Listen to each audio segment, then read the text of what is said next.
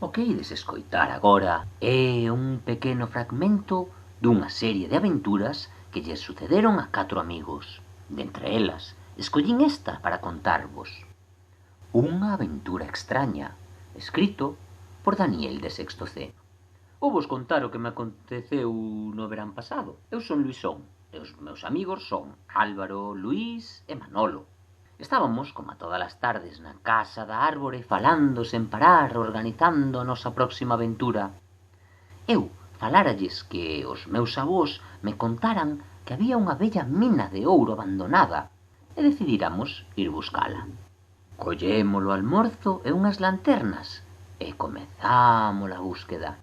Buscábamos por todos os sitios que se nos ocorrían, preto de onde eu escoitara os avós dicir que estaba a mina, pero non atopábamos nada. Non nos rendíamos e seguíamos explorando. Sen querer, un dos meus amigos tocou algo que había detrás dunhas siestas. Comezou a moverse, pois resultaba que o que tocara era o fuciño dun oso que estaba dormindo. O oso era gordo e grande. Corrimos espantados del e metémonos nunha cova que atopamos por casualidade. O oso era tan gordo que non cabía, así que foise enfadado. Como non queríamos atoparnos de novo co oso, fomos ata o final da cova. Todo estaba escuro e húmido, así que un tras outro fomos esvarando por un tobogán de pedra, saindo disparados por un precipicio.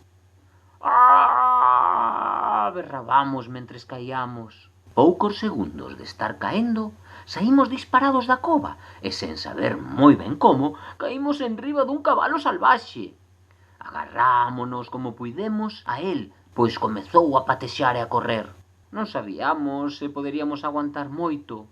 De súpeto, Álvaro dixo: «Mirade, un cartel!» O cartel tiña escrito: «Benvido á mina de ouro de Ourense». Detrás do cartel, ao lonxe, había unha porta de madeira entre unhas rochas. O cabalo sobre o que íamos estaba lonxándose da bella porta. «Soltémonos!» berramos. E así fixemos, deixámonos caer. Pouco despois, atopábamonos sacudindo o pó.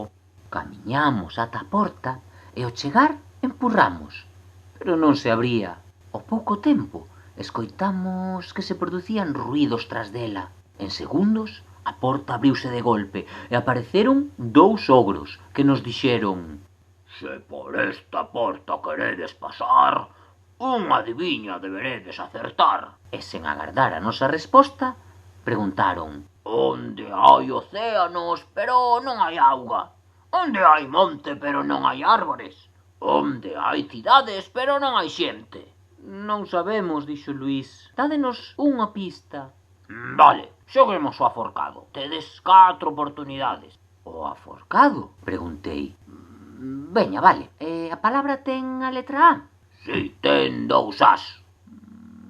«A palabra ten B?» «Non». «A palabra é mamá?» dixo sen pensar Manolo. «Non, pero ten M». «Agardade», falou entre Luís. «Xa sei. A palabra é mapa». «Si, moi ben». Un dos ogros sacou do peto un papel engurrado e deullo a Álvaro, que era o neno que estaba máis preto del. «É un mapa», dixo o neno ao abrilo. «Un mapa do reino dos ogros». «Tedes lanternas?», preguntou un dos ogros. «Si, na mochila», contestei. «Que mochila?» «Pois a que teño nas miñas E a miña mochila onde está? Ai, debeume caer no camiño». «Bueno, tomad estos fachóns. Son especiais. Asustan os crocodilos. Precisarédelos». Deixáronnos entrar pola porta e adentrámonos por un túnel onde cheiraba moi mal. Case non se daba respirado. O camiño remataba bruscamente nun buraco do que non se vía fondo. Decidimos escalar ata un saínte que parecía ter unha especie de entrada cara a outra galería. Cando conseguimos chegar, había unha porta. Nesa porta había un letreiro que puña: «Quen entre nunca máis voltará a saír». Nós éramos nenos valentes e non nos deixamos asustar, así que empurramos a porta e adentrámonos nun túnel. Nada máis entrar, notamos que o chan facía ruído.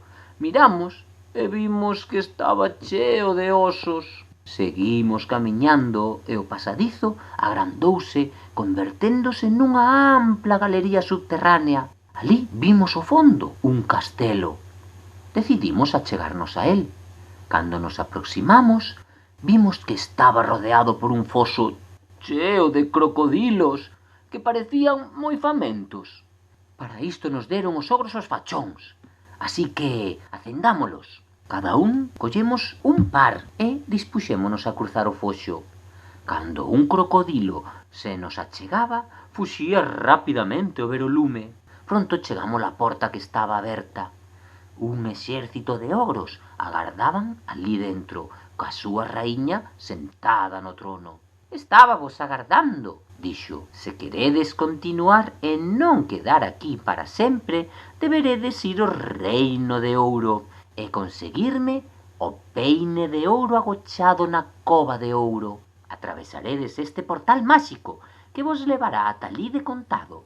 Pero debedes saber que os meus soldados levan anos intentando traerme o peine e ningún foi quen de conseguilo.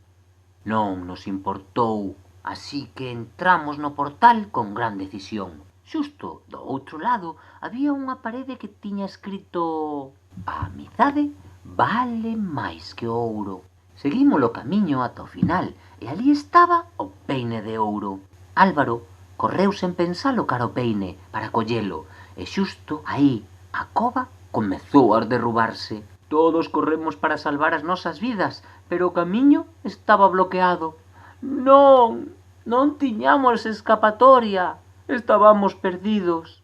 Os 4 abrazámonos e xusto nese intre, cando estábamos así abrazados, as rochas volveron ao seu lugar. O efecto do abrazo conseguira parar o feitizo de protección que recaía sobre o peine. Agora sí, eu fun coller o peine e marchamos de novo cara ao portal. No castelo dos ogros entregámoslle o peine á raíña e ela, como recompensa, agasallounos unha chave. Ide de novo ao principio do meu castelo e alí tomade o camiño á dereita e ide ata o final. Encontraredes unha porta. Así o fixemos, saímos correndo e non paramos ata atopala. Ao chegar, metemos a chave e a porta abriu. E así puidemos regresar desta fantástica aventura. Conto contado, conto rematado.